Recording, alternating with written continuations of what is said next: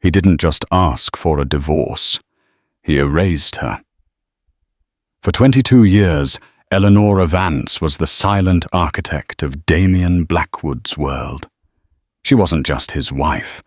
She was the curator of his life, the hostess of his triumphs, the woman who turned their cold, sprawling mansion into a home. Then came Kenzie, younger, hungrier, and infinitely more ruthless. In a single evening, Eleonora was dispossessed, thrown out of the palace she built with nothing but a suitcase and the echo of her husband's laughter. But they underestimated her. They thought she was just a wife. They forgot she was the one who drew the blueprints. The evening air in the Bel Air Hills was usually Eleonora's favorite, scented with night-blooming jasmine and the faint, clean aroma of money. But on this Tuesday, the air felt suffocating heavy with unspoken words. Damian was late, which wasn't unusual for the CEO of Blackwood Ventures, a man who treated time as another asset to be leveraged. Eleonora, however, felt a prickle of unease that had been growing for months. It was in the clipped phone calls, the unexplained weekend trips, the way his eyes, once full of shared ambition, now slid past her as if she were part of the furniture. She straightened a silver-framed photo on the grand piano, a picture of them from 10 years ago, smiling on the deck of a yacht in Monaco. His arm was tight around her, his smile genuine. She remembered the feeling of his linen shirt against her cheek, the taste of salt on his lips. Where did that man go? He had been replaced by this new version, a man encased in a shell of bespoke suits and icy ambition. The purr of a high-performance engine sliced through the quiet.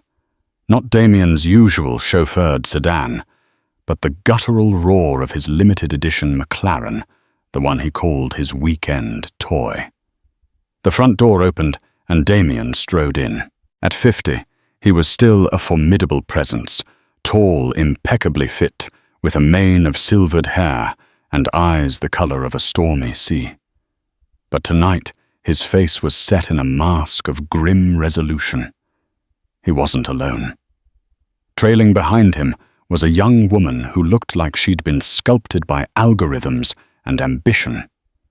She was all sharp angles, pouty lips, and a mane of blonde hair that fell in a perfect, careless cascade. She wore a dress that was little more than a whisper of fabric, clinging to a body, honed by Pilates and self-awareness. Her eyes, wide and deceptively innocent, scanned the cavernous foyer of the Serafina estate with an unnerving sense of appraisal. "Eleonora," Damian said, his voice devoid of warmth. He didn't move to kiss her as he once might have. He stood by the door, a general surveying a battlefield. "This is Kenzie Monroe." The girl, Kenzie, gave a small, unimpressed wave. "Hey." Eleonora's heart began a slow, painful drumbeat against her ribs. She looked from her husband to the girl and back again. The air crackled with the sheer audacity of it. "Damian, what is this?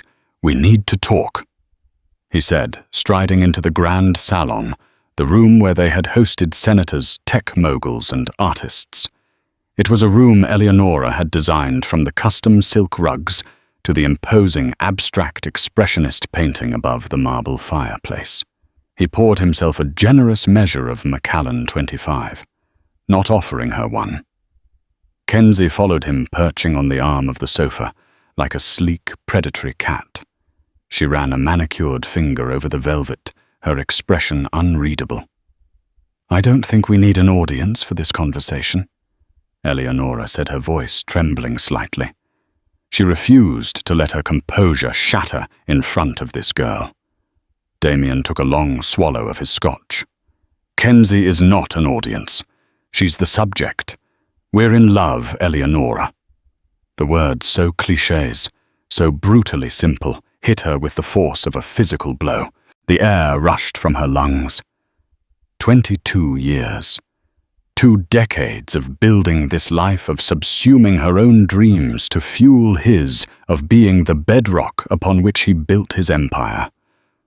All of it undone by a 5-word sentence. In love, she repeated the words, tasting like ash. Damian, we've been married for 22 years. We built this life together. Let's be honest, Nora, he scoffed, using the diminutive name he knew she hated. I built this empire. You arranged the flowers. It was a good partnership, but it's run its course. I need something. More. I need passion, vitality. He gestured vaguely toward Kenzie, who preened under the attention.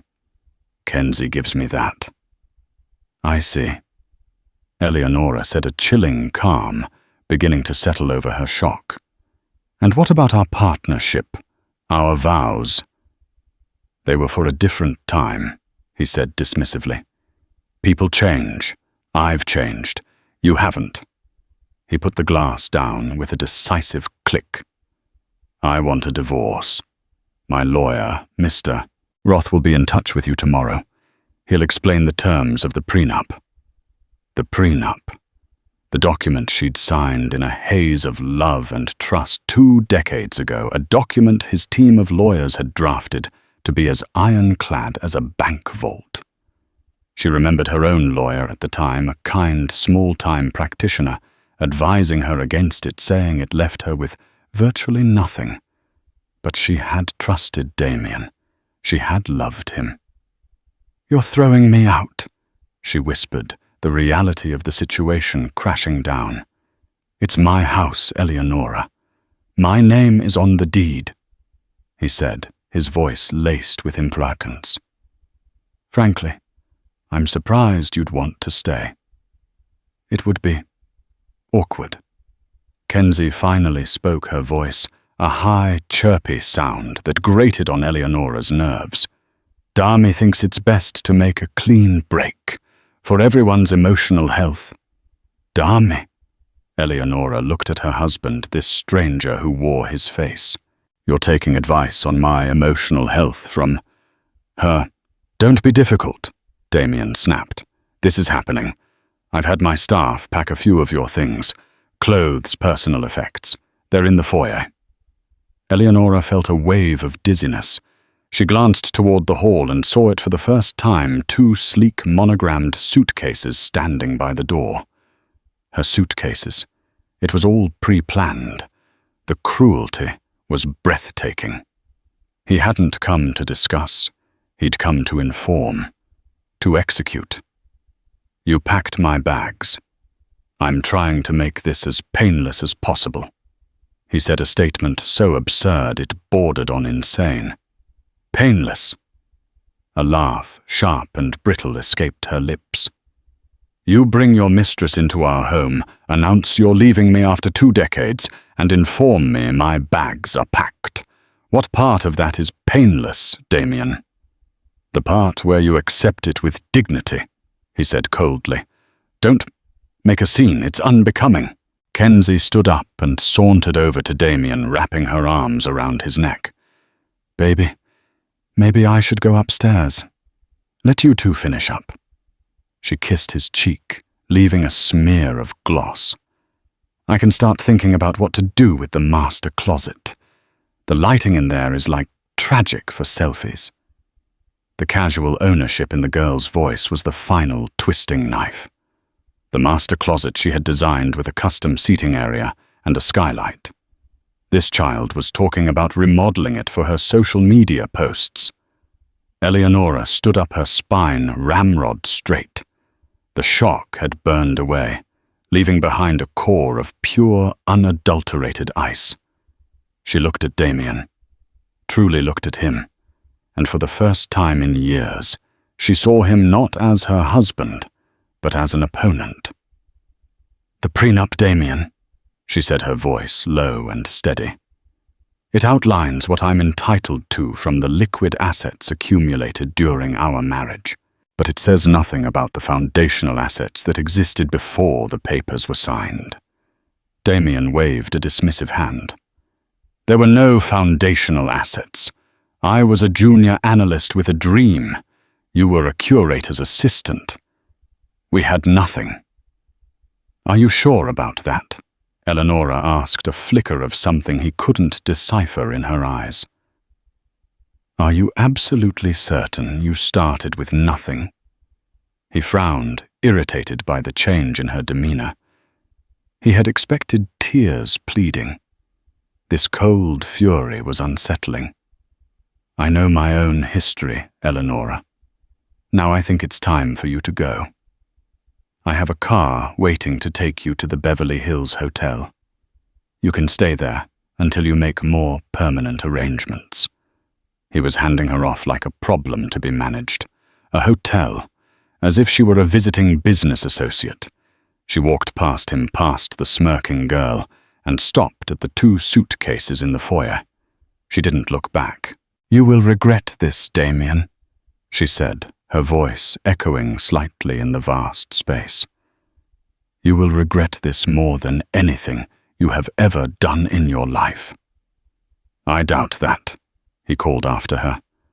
As the heavy oak door clicked shut behind her, Eleonora didn't cry. The pain was too deep for tears. It was a hollow, echoing chasm in her chest. Outside, a black town car sat purring at the curb. The driver, a man who had driven her for years, opened the door, his eyes full of pity. She got in without a word, her mind already spinning, moving past the grief and into the cold, clear realm of strategy. Damian was right about one thing. He had built an empire. But he'd forgotten who gave him the cornerstone. The suite at the Beverly Hills Hotel was opulent, a gilded cage of pink and green motifs that felt both mocking and suffocating. For 2 days, Eleonora barely moved. She ordered room service she didn't eat, and stared out the window at the palm trees, feeling like a ghost haunting someone else's vacation. The news broke quickly, as it always does in a town fueled by gossip. Billionaire Damian Blackwood steps out with influencer Kendall Kenzie Monroe. The articles were salacious and swift, painting Eleonora as the aging, discarded wife, a relic of a bygone era. They used a photo of her from a charity gala 5 years ago, looking elegant but severe, juxtaposed with a recent paparazzi shot of Kenzie laughing vibrant and carefree on the arm of her husband. Her phone buzzed incessantly with calls from concerned friends, pitying acquaintances and a few triumphant rivals. She ignored them all except for one. Clara. Clara Reed was not a Bel Air friend. She was a pre-Damian friend, a college roommate who had become one of New York's most respected art historians. She was sharp, witty, and had never been impossessed by Damian's wealth. When Eleonora finally answered, Clara's voice was a lifeline of sanity. "I'm booking a flight," Clara said. No preamble needed. "Don't," Eleonora said, her voice raspy. "Not yet. I need to think." "Ellie, he threw you out. The gossip sites are calling you the ghost of Serafina Estate. You don't need to think you need to fight." "I know," Eleonora whispered. "That's what I'm doing. I'm thinking about how to fight." After the call, something shifted. The fog of shock began to recede, replaced by a cold, lucid anger. Damian had called her a flower arranger. He had dismissed her role in his life as decorative. He had forgotten the woman she was before she became Mrs. Blackwood. She had forgotten too. She pushed the untouched tray of food aside and walked to her suitcase. Beneath the folded silks and cashmeres was a worn leather portfolio she had insisted on packing herself. It contained her past, her identity. She pulled out a small, unassuming key. It wasn't for a house or a car. It was for a safe deposit box at a private, nondescript bank in downtown Los Angeles. A box she had maintained under her maiden name Eleonora Vance for 23 years. The next morning, she didn't call the hotel's car service. She took a taxi, a deliberate choice to move through the city anonymously.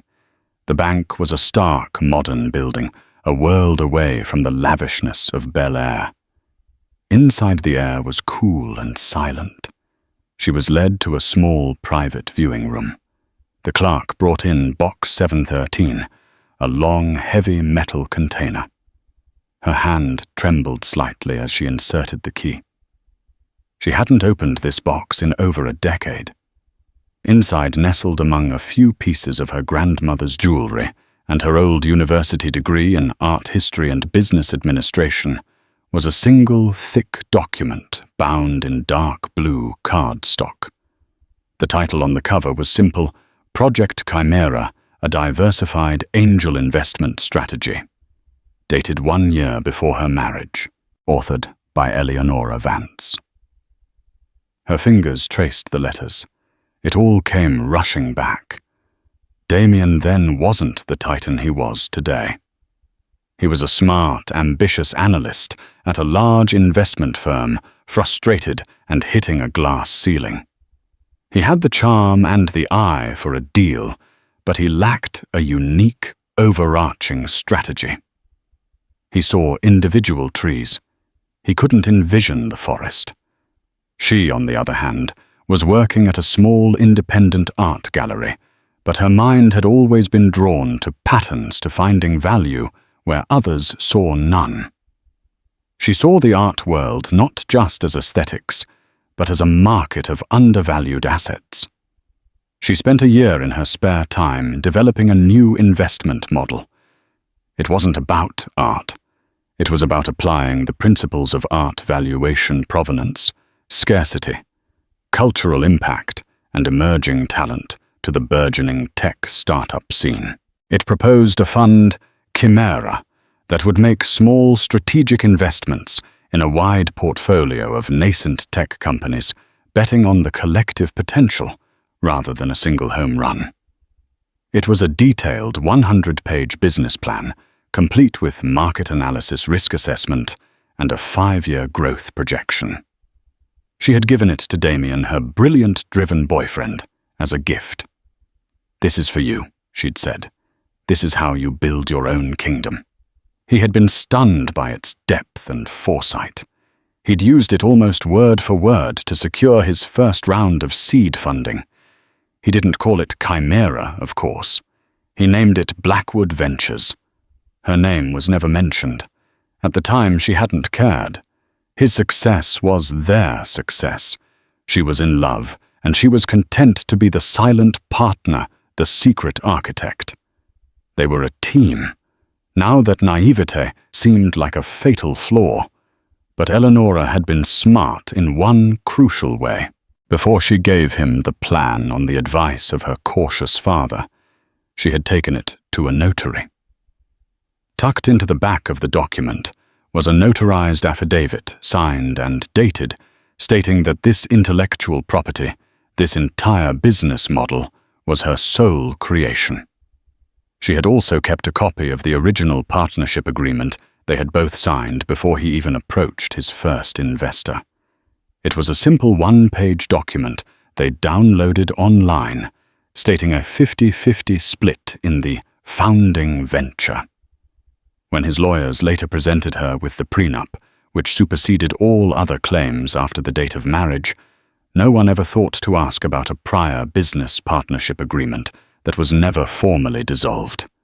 It was the ghost in the machine of his fortune.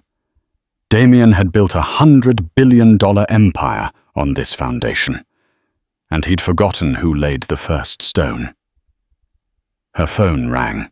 It was Damian's lawyer, Charles Roth, a man whose voice oozed condescending politeness.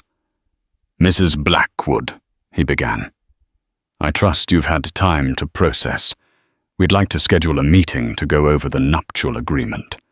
Damian is prepared to be very fair." Eleonora held the Chimera document in her lap. The ice in her veins was now steel. Fair Mr. Roth? That's interesting. I believe your client's definition of fair and mine are about to diverge significantly. I assure you the agreement is ironclad. I'm not interested in discussing the prenup. Eleonora cut in, her voice ringing with newfound authority. You see, Mr. Roth, you and your client are operating under a false assumption. You believe your primary negotiation is with Damian's wife. That's a mistake. Your negotiation is with his founding partner. There was a stunned silence on the other end of the line. I don't understand. You will, Eleonora said calmly. I won't be needing the hotel for much longer, and I won't be the one making arrangements. Please inform Mr. Blackwood that my legal counsel will be in touch with him within 48 hours. Her name is Evelyn Reed. She hung up before he could respond. Evelyn Reed. The name was a legend in Los Angeles legal circles. A shark in a Chanel suit, a litigator so fearsome and effective that other lawyers settled the moment they saw her name on a filing. She was expensive, ruthless, and exactly what Eleonora needed. Eleonora Vance Blackwood, the discarded wife, was gone. In her place sat Eleonora Vance, the majority stakeholder of a ghost corporation that was about to come back and haunt the man who had tried to erase her. She walked out of the bank, leaving the key to box 713 on the counter. She wouldn't need it anymore. The past was no longer something to be stored away. It was ammunition. Evelyn Reed's office was not what Eleonora expected. Instead of the intimidating mahogany and leather of Damian's lawyers, it was a minimalist space high in a downtown skyscraper, all glass and white marble with a panoramic view of the city. The only color came from a massive, vibrant Joan Mitchell painting a canvas of chaotic, beautiful energy. Evelyn Reed herself was like her office, sleek, formidable, and radiating an almost ascetic power. She was a woman in her late 60s, with silver hair cut in a sharp geometric bob, and eyes that seemed to see right through artifice and into the heart of a problem. She listened without interruption as Eleonora laid out the entire 22-year history, her voice never wavering. She then placed the Project Chimera document and the one-page partnership agreement on the polished white desk. Evelyn picked it up, her long fingers handling the paper with a surgeon's care. She read silently for nearly 20 minutes, her expression unreadable. Finally, she looked up, and for the first time, a slow, predatory smile touched her lips. "My God," she said softly. "It's the Rosetta Stone." "He forgot," Eleonora said. Or he chose to forget. He built his entire identity on the idea of being a self-made man. Admitting this was my work would shatter that. "Shatter is an understatement, Mrs. Blackwood," Evelyn said, her eyes gleaming. "This document, properly notarized and predating the marriage and the prenup, this isn't a claim for alimony. This is a claim for foundational ownership. You're not asking for a piece of the pie. You're claiming you own the entire bakery and the recipe for the bread. What does it mean legally? It means that Blackwood Ventures was technically a partnership from its inception, a partnership he never legally dissolved. He absorbed it into his corporate identity without ever acknowledging or compensating his partner. You. For 23 years, every acquisition, every stock split, every dividend, half of it was legally yours. The prenup is irrelevant. It governs marital assets, not pre-existing business assets. Eleonora felt a surge of vindication so powerful it almost made her dizzy. "So what do we do?" Evelyn leaned forward, the smile gone replaced by the focused intensity of a predator. "We don't do what he expects. We don't file a messy public lawsuit. That would take years, and the media would turn it into a circus. Damian Blackwood is a man who lives and dies by his public image and his stock price. So that's where we apply pressure, quietly, and with devastating force. The plan was simple and brutal. Evelyn's team would draft a letter of intent to sue not for divorce, but for breach of partnership fraud and unjust enrichment. The letter, along with a certified copy of the Chimera document and the partnership agreement, would not be sent to Charles Roth. It would be sent directly to the independent board members of Blackwood Ventures and to the company's chief counsel. The board has a fiduciary duty to the shareholders, Evelyn explained. An ownership claim of this magnitude, backed by this kind of evidence, represents an existential threat to the company. It throws the legality of Damian's entire stock ownership into question. They can't ignore it. They can't hide it. They will have to act. And what will Damian do? Eleonora asked. First, he will panic. Then he will get very, very angry. Finally, he will be forced to the negotiating table, not as a powerful billionaire dictating terms to his ex-wife, but as a CEO facing a catastrophic crisis that could wipe him out completely. Meanwhile, at the Serafina estate, life was a curated fantasy. Kenzie Monroe was in her element documenting her new life for her millions of followers.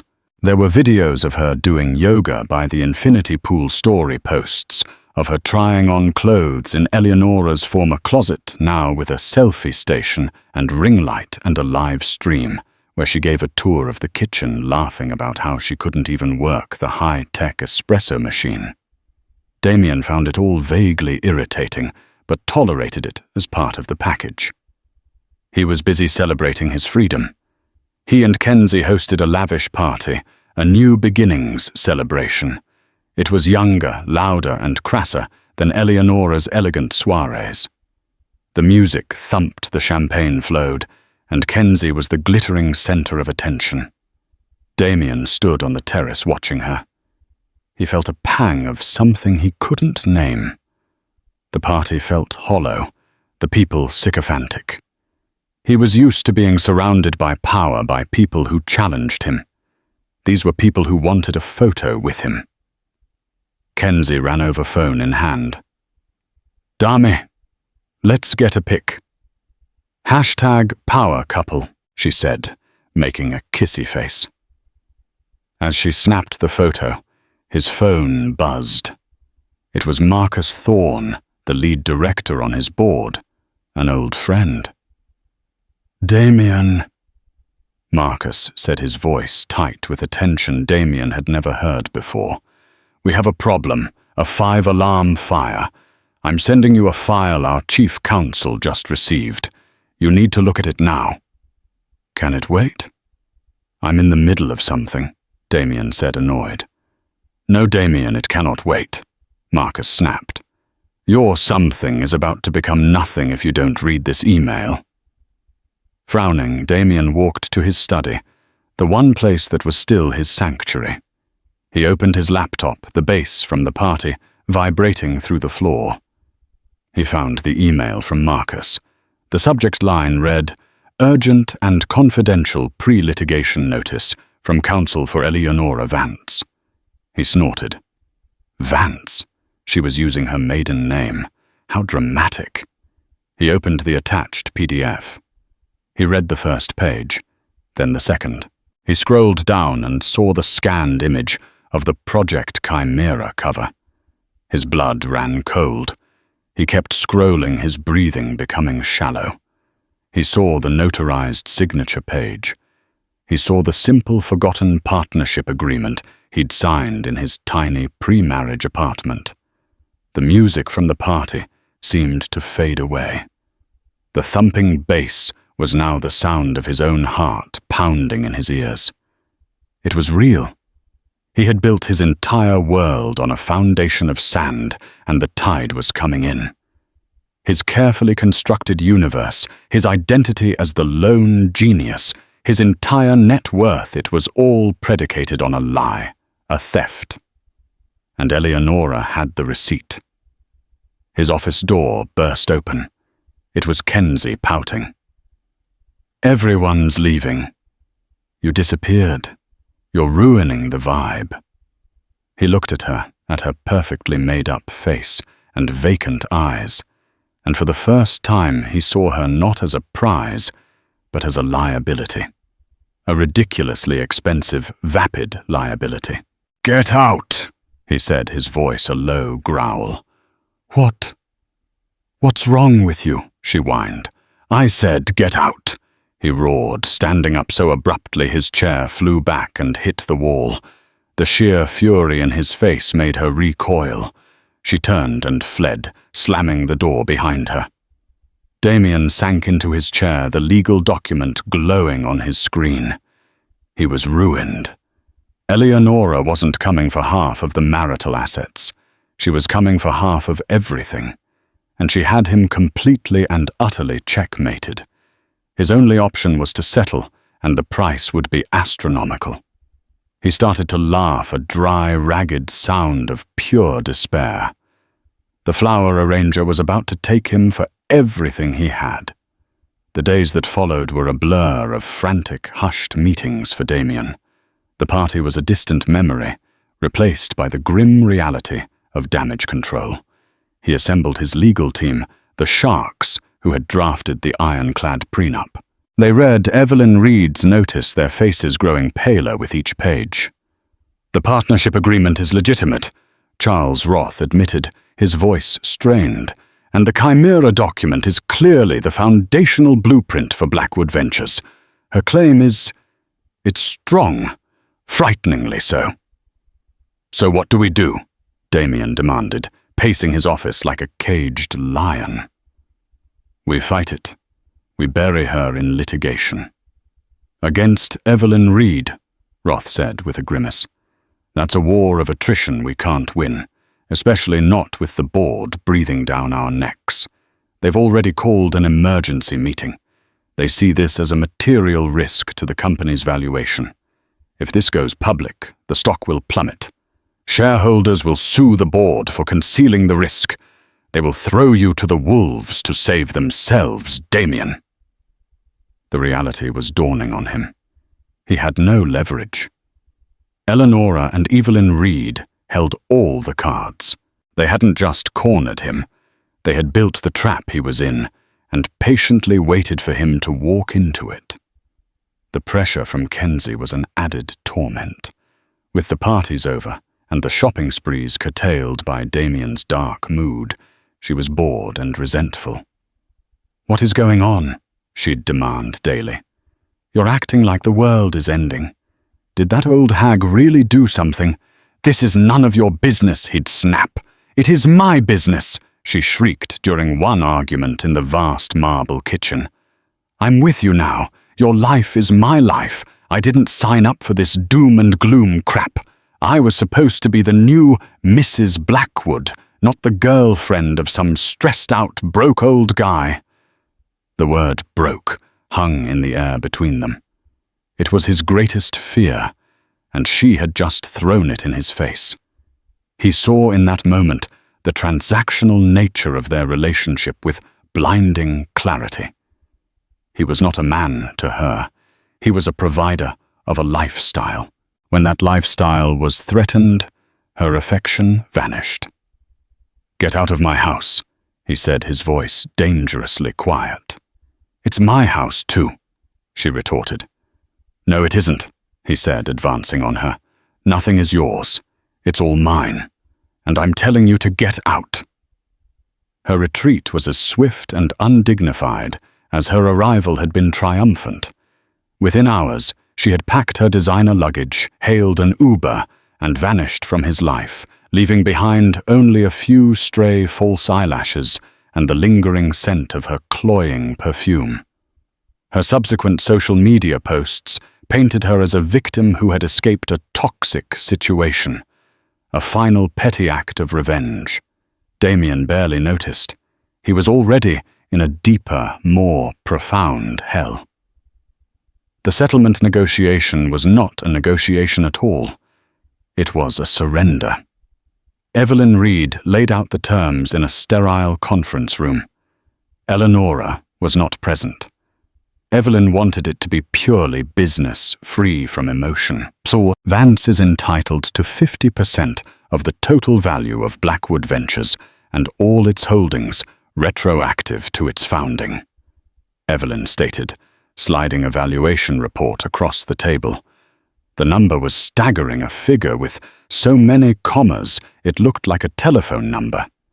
It was in the tens of billions. However, she has no desire to be your business partner or to dismantle the company you have built. Damian let out a short, bitter laugh. How generous of her.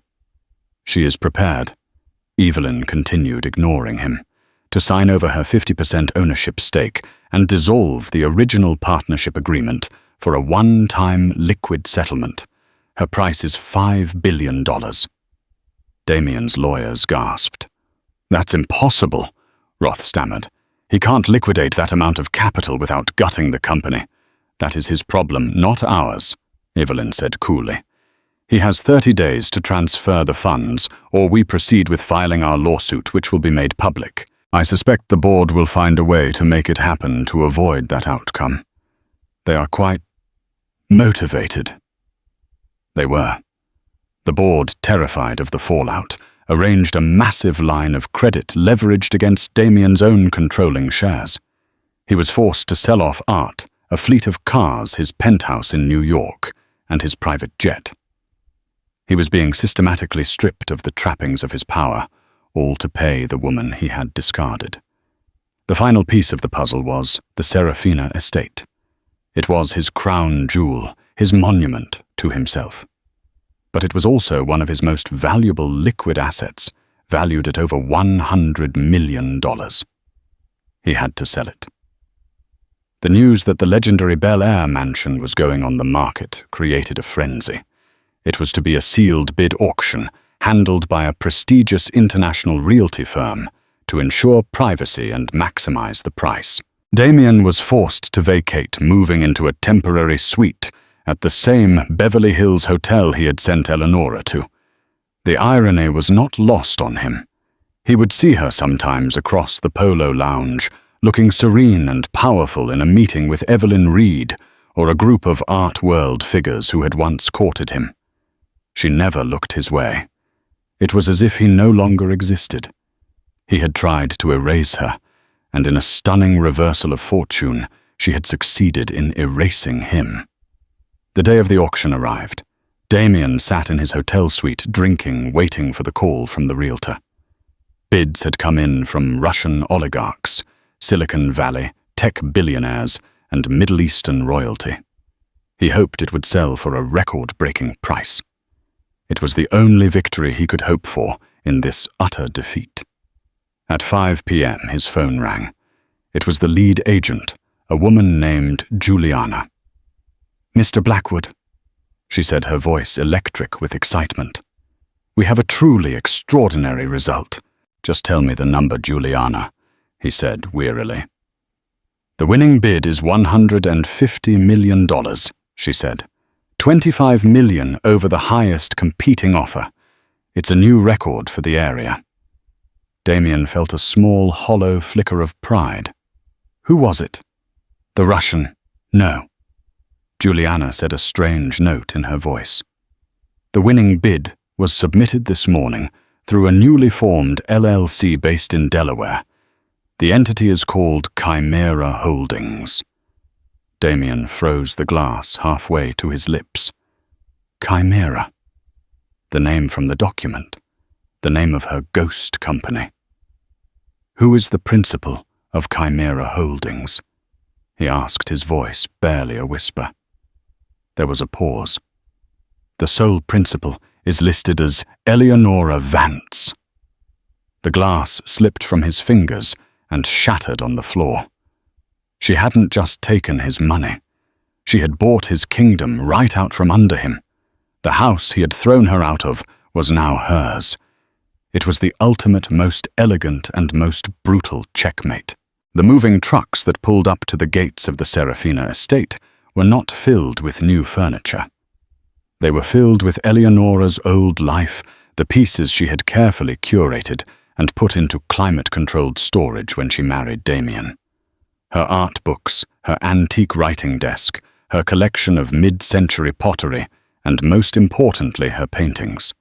Not the sterile investment-grade abstracts Damian had favored, but the art she truly loved, the works of female artists he had dismissed as unimportant.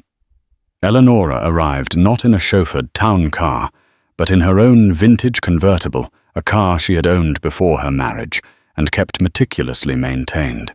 She drove it herself, the warm California wind in her hair. She felt lighter than she had in years.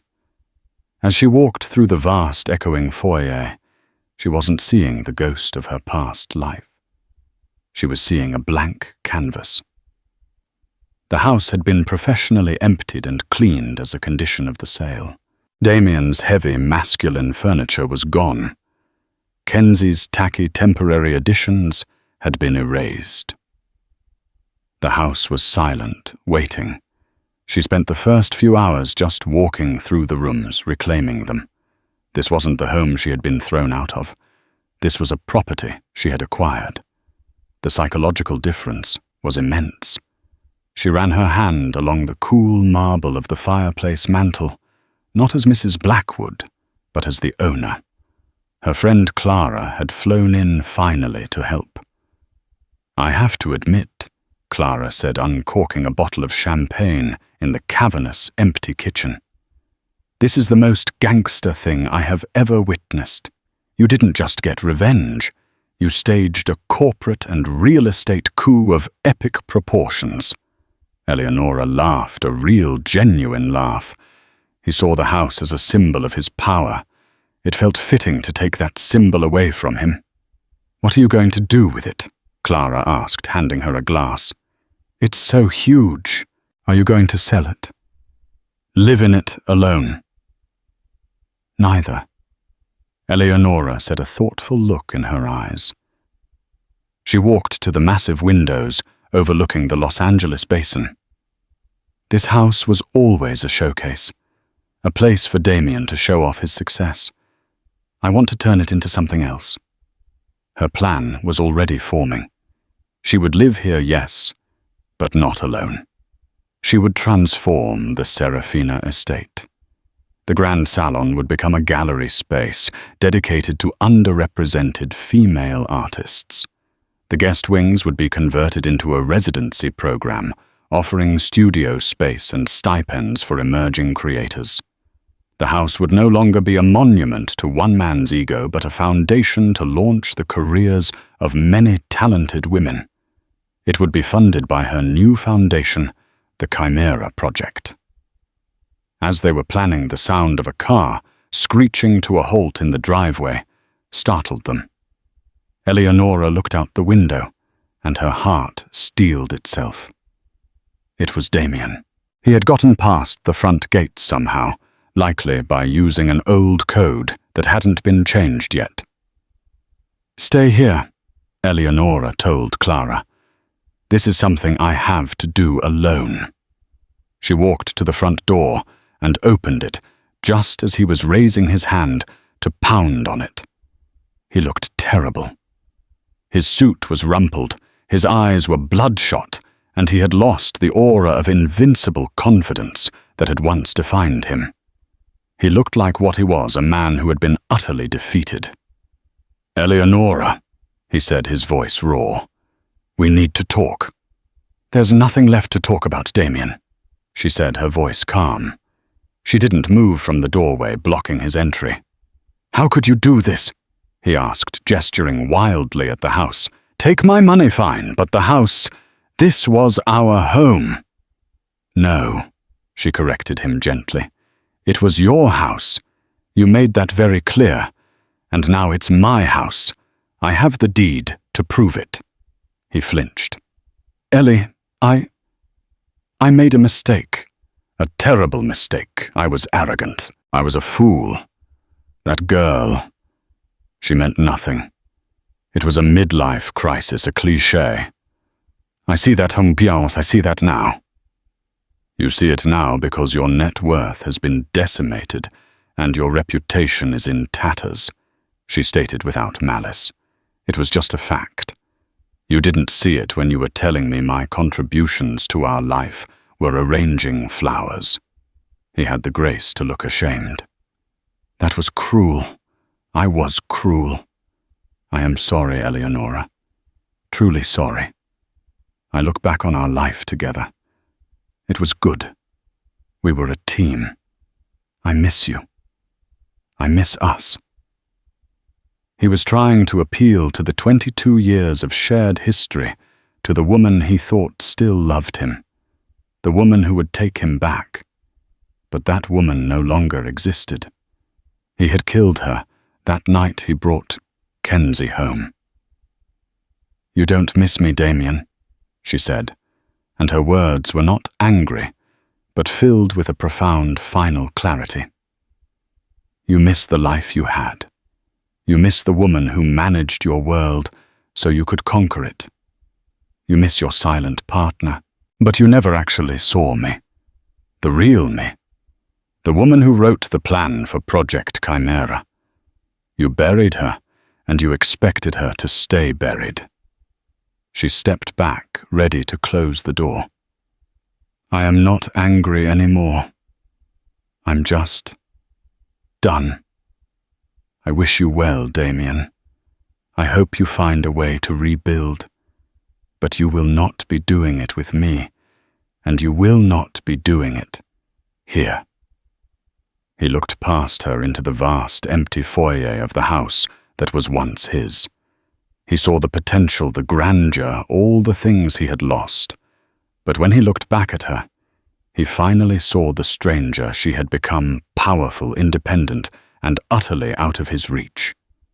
Defeated, he turned without another word and walked back to his rental car. Eleonora closed the heavy oak door, the click echoing in the hall. It was the sound of the final chapter of her old life ending, and the first chapter of her new one beginning. She leaned against the door for a moment, took a deep breath, and then turned back to her friend, a smile spreading across her face. The Queen was home. 6 months felt like a lifetime. The imposing iron gates that once guarded the Serafina estate, a symbol of exclusive and formidable power, now swung open with a welcoming grace. The nameplate, once a polished brass plaque that simply read Blackwood, had been replaced by a burnished bronze sign bearing the elegant script, the Chimera Arts Foundation. The transformation was more than symbolic. It was seismic, a fundamental reimagining of purpose that permeated every stone and blade of grass. Eleonora had orchestrated the metamorphosis with the precision of a master curator and the vision of a revolutionary. She didn't just redecorate, she deconstructed the very soul of the mansion and rebuilt it. The cavernous, intimidating grand salon, once a stage for Damian's corporate theatre, with its cold leather sofas and imposing investment-grade art, was now a soaring gallery space. The walls, painted a soft gallery white, were alive with a riot of colour and form, massive expressive canvases by a young painter from Seoul. Intricate fibre art by a woman from Nairobi, and challenging photography by an artist from Berlin. The air, once sterile and scented with Damian's expensive cigars, now smelled of oil paint, fresh flowers, and the faint, promising aroma of brewing coffee from the newly installed espresso bar in the corner, a hub for conversation and collaboration. Damian's state-of-the-art home theatre, a dark cave where he'd entertained clients with blockbuster films, had been gutted. It was now the Vance Auditorium, a light-filled lecture hall with tiered seating, a stage, and acoustic paneling perfect for artist talks, poetry readings, and panel discussions. The sprawling, temperature-controlled wine cellar no longer housed thousands of bottles of Bordeaux Damian collected but never drank, Half of it was converted into a dark room and digital media lab, while the other half stored art supplies. The most profound change occurred in the guest wings. The 6 opulent but lifeless suites were now vibrant, functional live work studios. Each of the Foundation's first resident artists, the inaugural class of the Chimera Fellowship, had a private space to sleep, think, and create. The fellowship was Eleonora's masterstroke, a program that provided female-identifying artists with a generous stipend housing materials, and most importantly, the freedom from financial worry for 1 year.